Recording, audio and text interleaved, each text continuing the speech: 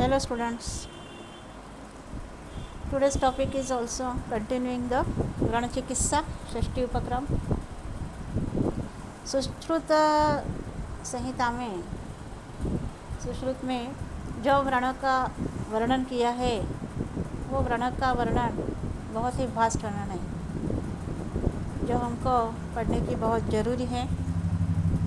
तो यह जो व्रण का वर्णन आया है सुश्रुत सूत्रस्थान अध्याय 20 जिसका नाम है व्रणितोपासनीय अध्याय, 21 व्रण प्रश्न अध्याय, 22वां अध्याय व्रण विस्त्रानीय अध्याय और 23वां अध्याय जो है वह कृत्याकृत्य नामक अध्याय, कृत्याकृत्य नामक अध्याय। यह जो 4 अध्याय है तो व्रण के लिए इसको ज़रूर पढ़ना है। इसका ही संदर्भ बाकी के बुक्स में आता है। तो यह जो अपना जो मूल ग्रंथ है सुश्रुत संहिता वह पढ़ना बहुत ही ज़रूरी है।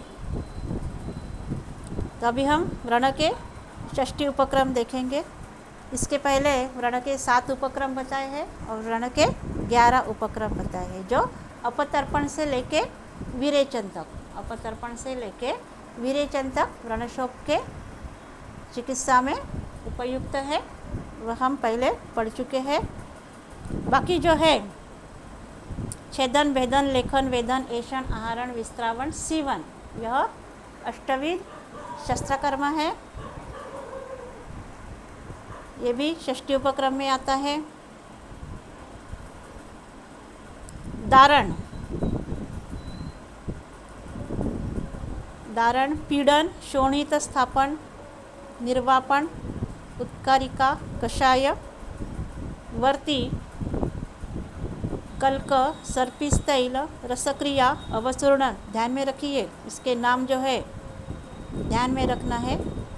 व्रणधूपन, उत्सादनम, प्रसादन, मृदुकर्म, दारुणकर्म, क्षारकर्म, अग्निकर्म, कृष्णकर्म, पांडुकर्म, प्रतिसारण,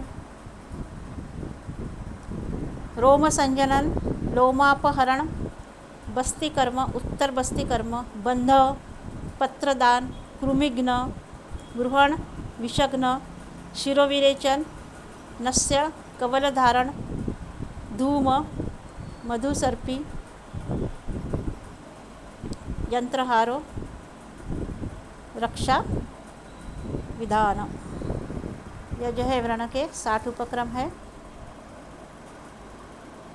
यह 60 उपक्रम चिकित्सा व्रण में करते हैं। तो हम अभी देखेंगे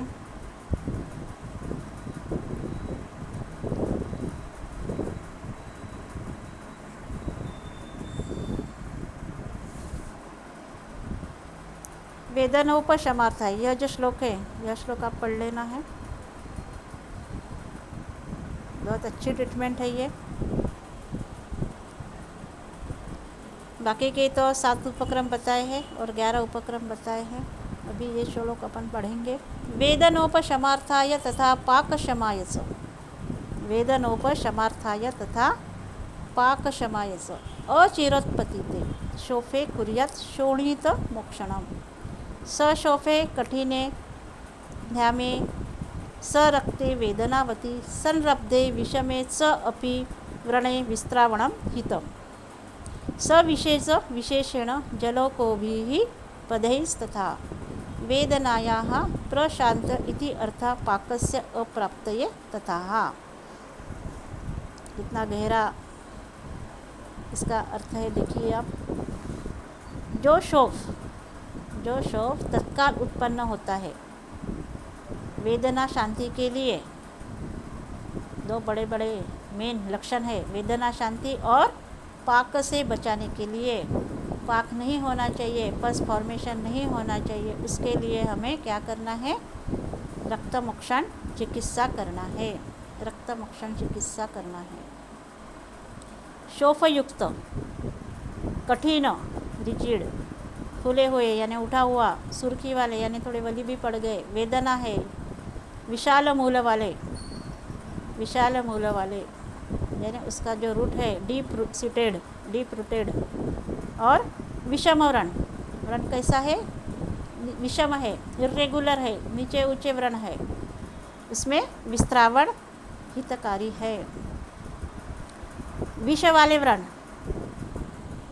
व्रण यानी जैसे इंसेक्ट बाइट हो गया, डॉग बाइट हो गया, तो उसमें क्या करना है?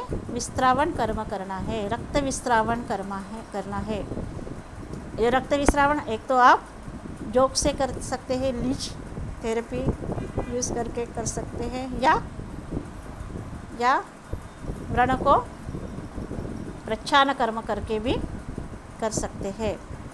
यह जो है वेदना शांति के लिए और पाप से बचने के लिए ये जो ट्रीटमेंट है यह बहुत ही ज़रूरी है। तो विषयुक्त व्रण, जैसे मैं अपना एक्सपीरियंस भी बताती हूँ। जैसे डॉग बाइट है, तो डॉग बाइट में मैंने जलोका का उपयोग किया था। जलोका से रक्तमोक्षण करके जो डॉग बाइट का व्रण है वो व्रण से प्रिवेंटिव ट्रीटमेंट हो गई थी। पेशेंट को एंटी रेबीज़ भी इंजेक्शन नहीं लगाए थे। एक छोटा बच्चा था, उसको तो चिक पे काटा था, डॉग बाइट हुआ था, वहाँ जलोका से रक्तमोक्षण कर दिए, एक प्रिवेंटिव ट्रीटमेंट हो गई और कुछ कॉम्प्लिकेशंस भी उत्पन्न नहीं हुए। ये ऐसी जो ट्रीटमेंट है बताई है, तो वो ट्रीटमेंट सिर्फ पढ़ने के लिए नहीं है, सिर्फ पढ़ने के लिए आचार्य सुश्रुत ने हमें बताया नहीं है। तो ये तो पहले सर्च हुआ है, हम तो सिर्फ रिसर्च कर रहे हैं, उसका उपयोग भी कर रहे हैं। तो ये बार बार हमने उपयोग करना बहुत ज़रूरी है, तभी हमारा क्या होगा, इसके ऊपर विश्वास बैठेगा। फेथ बहुत ज़रूरी है। डॉक्टरों को पहले अपने ट्रीटमेंट पर फेथ रखना है। पेशेंट जैसे जैसे आते हैं वैसे हम ट्रीटमेंट करते हैं, हमारा भी फेथ बढ़ता है, पेशेंट का भी फेथ बढ़ता है, और हमारी चिकित्सा जो है, जो लिखी हुई चिकित्सा है, वो प्रैक्टिकली हम जब करते हैं तब हमको एक बहुत अच्छा यानी समाधान भी मिलता है और हमारा विश्वास ज़्यादा बढ़ता है और नया एक्सपीरियंस लेने की हमको और इच्छा होती है, हम इंस्पायर होते हैं। तो ये मैं आपको इसलिए बता रही हूँ कि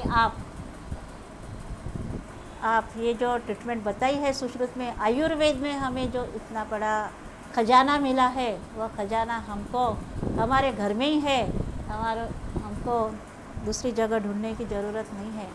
वह खजाना हमको इसका उपयोग करना ज़रूरी है। बाद में सब ये ट्रीटमेंट है, उत्कारिका, कल्क, सर्पी, तैल, या कौन कौन सी जगह में कब यूज़ करना है, ये भी हम आगे देखेंगे। ये जो पहले जो श्लोक है ये बहुत ज़रूरी था, इसलिए मैंने यहाँ बता दिया।